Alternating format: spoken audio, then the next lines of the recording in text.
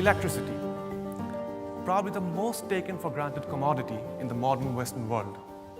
So much so that we only notice its existence when we see the electricity bill from the company.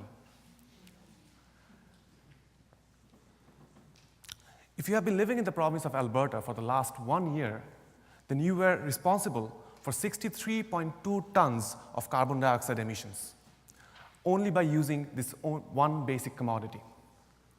That's 3 times more than the national average. We, as Albertans, are only 11% of the national population, but we emit more than 58% of the greenhouse gases related to electricity generation. Now, the primary reason behind that is that more than half of the electricity that we consume comes from coal-fired power plants. They're the most abundant source of energy in the entire world. They are cheap, they're easy to maintain, and they have a lifespan of more than 50 years. At the same time, they are the dirtiest form of energy that we as human beings can ever use. Now, you might ask, why should I care about it? I don't decide where my electricity comes from, and you may be right. But what you should care about is the people who are actually making those decisions on our behalf get the full picture.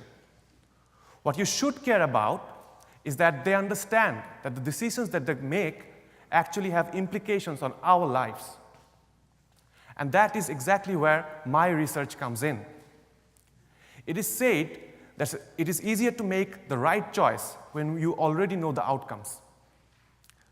The government of Alberta has planned that by the end of 2030, at least 30% of our electricity will be coming from renewable and clean technologies. Now, the biggest problem with that is that although most of these technologies do not emit any greenhouse gas emissions during their production of electricity, the upstream processes that they go through are hugely resource intensive.